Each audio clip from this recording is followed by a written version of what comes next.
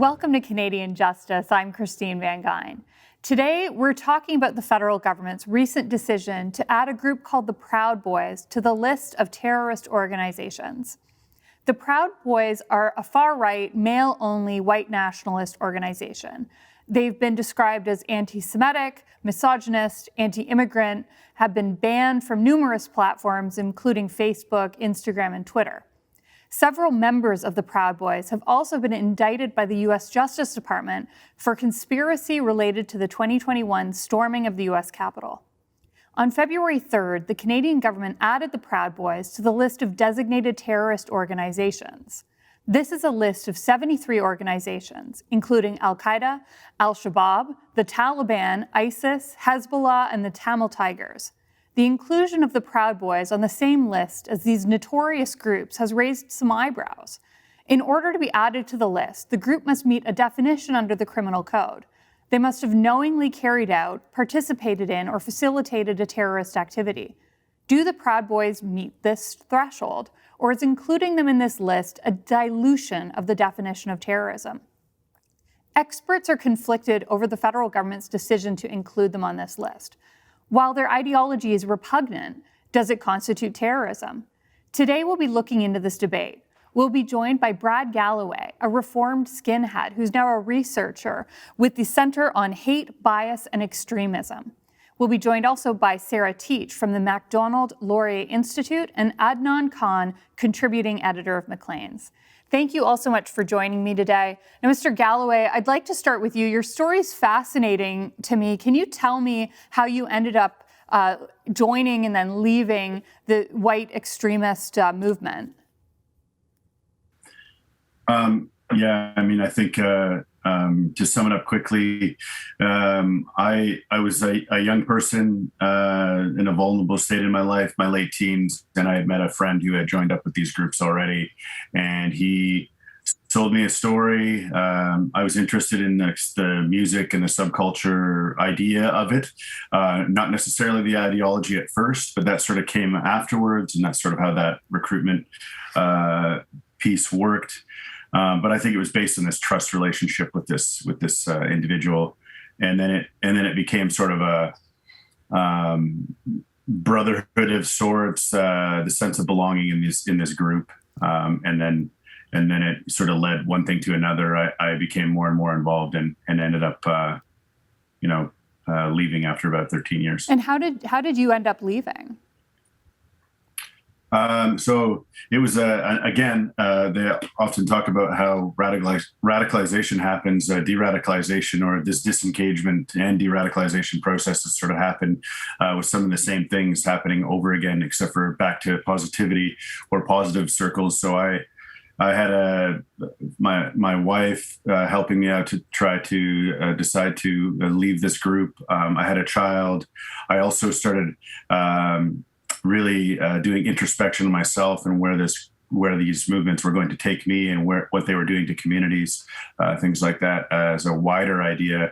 And then I started to look back on compassion from people I didn't think that I deserved to get compassion from when I was inside of those groups. And there's so many examples of that through my career, which was often working in very public places in Canada in the security field.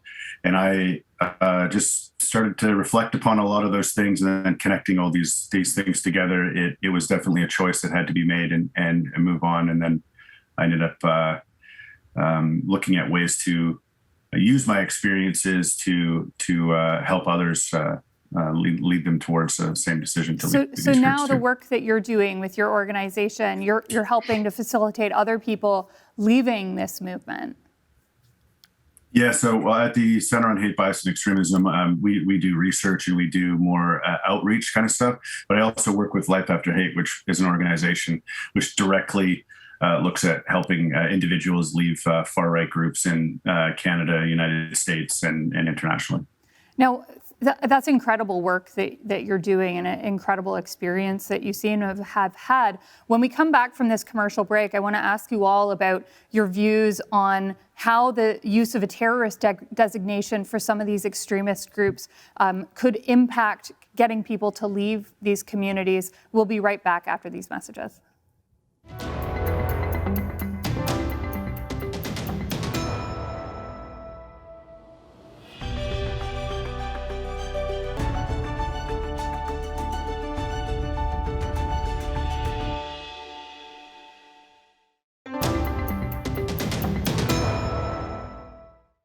Welcome back to Canadian Justice. I'm Christine Van Gyn. We're talking about the recent designation of the group the Proud Boys as a terrorist organization.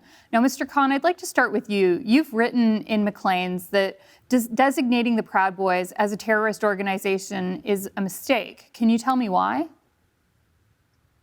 Hi, Christine. Thank you.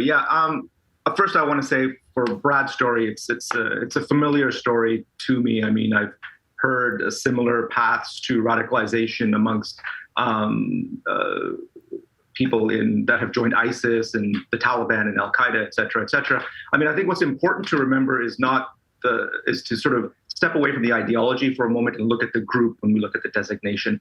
When I look at a group like the Proud Boys, I don't really see an organization in the sense of any sort of organized, and this is not just semantics, but any sort of organized group that has some sort of overarching end goal that's political in its nature. So you see a group that's loosely affiliated along various grievances, whether it's against women or against immigrants or against cancel culture or political correctness, et cetera.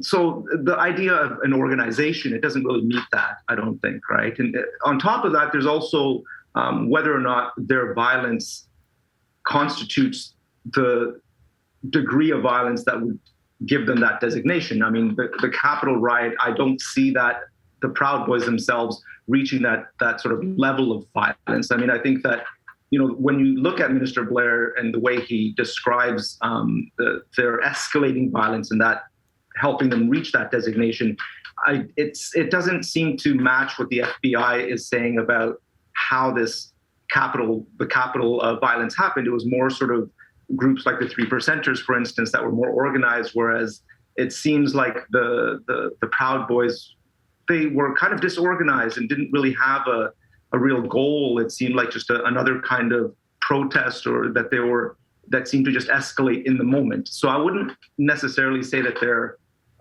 the degree of violence meets that standard as well. So what it feels like to me is that there's a bit of political messaging happening here. It's, the Canadian government wants to demonstrate that it takes this threat seriously, and designating the Proud Boys being the most well-known group publicly, sends that message. And I think that's a dangerous thing to do when you start using this designation as sort of political messaging. Then you sort of go into some dangerous territory. Ms. Teach, what's your view on this? Do you think that the Proud Boys rise to the level of a terrorist organization, or do you think it's, as Mr. Khan said, this is more of a political move?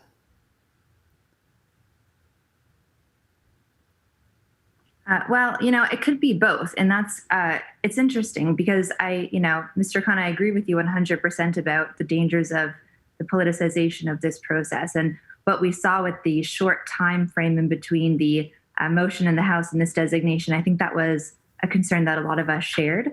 But, I do also think that they meet the definition. And if you look at first of all, you talked about organization. And what's interesting is that an entity, the terrorist entity doesn't have to be highly organized in the way that the Taliban or ISIS is. An entity in the criminal code means a person, group, trust, partnership, fund, unincorporated association, or organization. So, that gets into, maybe we can get into a philosophical discussion of perhaps that's too wide, and those are important conversations to have. But as far as the Criminal Code of Canada goes now, I do think it meets those thresholds. Now, Mr. Galloway, what's your perspective? Do you think that this group should have been included on the list? I mean, I think it's a tough debate, and I think both of the other folks here are explaining exactly this debate and how complicated it can be, and it can be a little bit of both for me, but it can also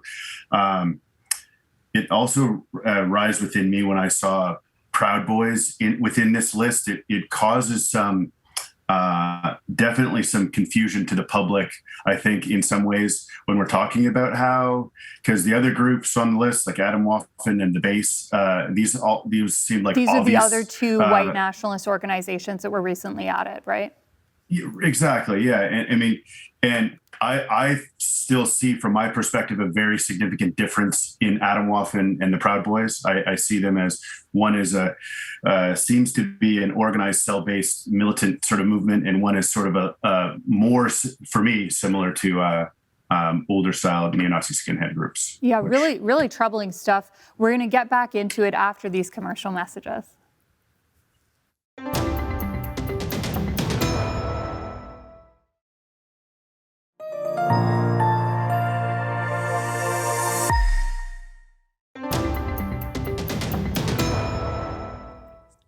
Welcome back to Canadian Justice. I'm Christine Van Gyn, and we're talking about the recent addition of the Proud Boys to the terrorist list in Canada. Now, Ms. Teach, I want you to, can you tell our viewers what are the actual practical consequences of adding an organization to the terrorist list? What does it actually mean for that organization? So that's a great question. Yeah. So basically, when a terrorist entity is listed under the criminal code, a number of provisions of the criminal code come into play. So it becomes an offense for any Canadian to now make property available to the group. It becomes an offense to participate in their activity. If that activity rises to the level of terrorist activity, banks have to freeze assets. Members become criminally inadmissible to Canada under the immigration law. So there are a number of very real consequences to this listing. Now, but Mr. Khan, what might be some unforeseen consequences of adding the Proud Boys to this list? Because I think you've commented on that in your article in Maclean's. Yeah, I think it's important to sort of remember that the legislation itself, it does address obviously a serious issue, and the consequences that are there legally are important, and I think they're necessary. The problem I see with the Proud Boys specifically is here we have a group that operates in the open.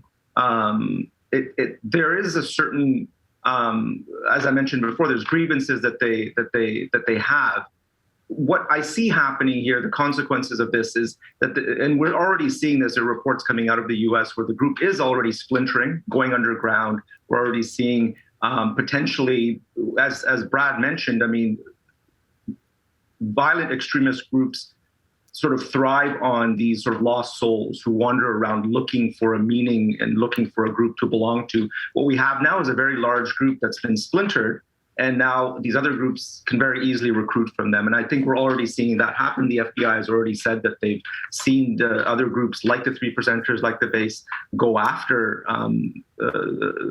the Proud Boys that have been sort of now lost, and they don't know where to exactly be. So I think there's a lot of this potential to grow these more serious groups in the process of trying to designate this rather, I think, not so serious group. So and also I think there's also an element of we saw this as well in Syria, where you saw a lot of moderate groups versus more radical groups, and moderate groups being sort of lumped in with terrorist groups. And as a result of that, those much more radical groups were able to recruit from the moderate groups because it just offered them that opportunity. And I think we've done that here with the Proud Boys as well. I mean, there are a number of other issues as well, but I think that's the most concerning issue, is having this group splinter and what it offers to other more dangerous groups. Absolutely. Mr. Galloway, maybe you could provide some insight into that. I'm not sure if you have any insight, but do you know how members of these groups are responding to the terrorist designation now that it's been assigned? I mean, yeah, I've been doing a little bit of looking online just to see what NIF is sort of happening. But I know historically speaking, I mean, a couple of years ago, we designated Blood and Honor, for instance, and Combat 18 in Canada. And sorry, what are those? Those are other, what types of groups are those? They're also violent far-right groups that, so they were put on the list as well. And a lot of those members just rebranded and came up, and it's seen that they're now involved in other types of right-wing extremist groups in Canada. So my assessment is this may splinter these guys off to have them go join other groups, but this type of thing also, from my own experiences in these movements, also pushes sort of the more serious guys that might have been in Proud Boys. They might say, okay, look, they've caught up to us. Now I want to go and join a group that's doing the serious action. As Mr. Cohn was saying, that some of these people within Proud Boys are maybe not as serious. And now, for me, looking at this, I'm thinking potentially these people may go to a group that is already taking part in some serious violent extremist or terrorist group activity. So do you think they thrive on this attention within these organizations? I always say that these groups thrive on positive and negative attention, no matter what. They don't care if they're getting blasted across the mainstream media that they're a horrible group, whatever. This gives them fuel to their cause, that everyone is out to get them, and that whole victimhood. That's one of the big complexes of their ideology to begin with. So this kind of helps them in some ways too. Very troubling. Well, we're going to continue this conversation after these messages.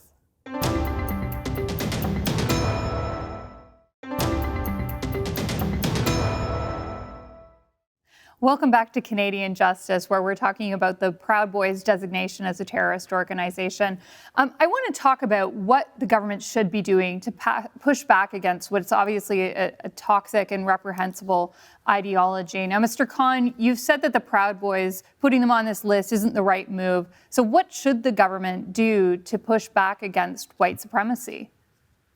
Mm-hmm. I think it's important to recognize that white supremacy can also have a terrorist element to it, or a terrorism element to it. It's not to say that designating white supremacy as potentially having a terrorist potential to it is wrong. Obviously, that exists, but I think we've learned a lot over the years, particularly since the so-called war on terror and everything that happened after 9/11. We've learned a lot about violent extremism and how to counter it. I think that we should be able to take those lessons and apply it here as well. We understand that marginalizing people who are already feeling lost, it's not the right way to go, and we have to look for root causes. And I know it sounds a bit post 9/11 redux kind of a situation, but I think that's really important to remember, that we have been through this before. We've learned some lessons about how to deal with these groups, and I think it's really important to listen to stories like Brad is telling, because there are so many parallels that you see in that with the lessons that we've learned, and there's no reason for us to make the same mistakes that we've made in the past. And it seems like we're making those same mistakes again. Mr. Galloway, what's your perspective? What do you think the best way is to stop the violence of white supremacy? I'm lucky enough to work with some organizations, Organization for Prevention of Violence here, just based out of Alberta, that does direct intervention work with people that are leaving these groups too, but also getting in front of this problem. The government has funded several programs across Canada that are looking at as countering violent extremism, preventing violent extremism programming. So anything from education programs to real intervention style programs. And this is looking at not just at far right extremism, but looking at across the gamut at violent extremism and terrorism, and also the what to do after, once folks get done with their sentence. What are we supposed to do? What are we to do next in those situations? So definitely referring them to sort of grassroots based organizations that I'm working with has been a success, I think, in a lot of ways, to help people reestablish, because it's not just the before. It's we understand stuff will go on. We need to have stuff that's set up so that we are able to reach in and help these people reacquaint themselves with communities too. And Ms. Teach, we don't have a lot of time left, but in 20 seconds, do you have a suggestion of what the best way to push back would be?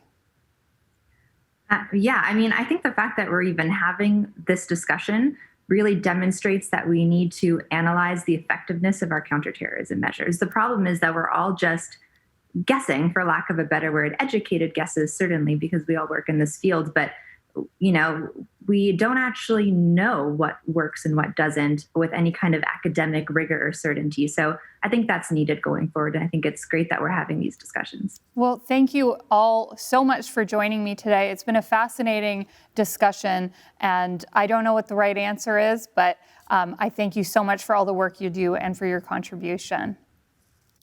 We've heard today about the debate around adding the Proud Boys to the terrorist list. There's no doubt that the group espouses reprehensible views, but does their conduct rise to the level of terrorism? Is using the terrorist list the best way to combat this ideology, or does it give the group even more of the attention that they thrive on? The threshold for what constitutes terrorism in Canada is a high one, and it needs to be. It requires that the group intend to have or have actually committed physical harm, and it must intend to impact the decision-making process or intimidate citizens, and it must be driven by ideological beliefs. A group of angry, basement-dwelling chauvinists may not rise to the same level as the threat posed by organized groups like ISIS and the Taliban, who kill en masse and have successfully overthrown governments.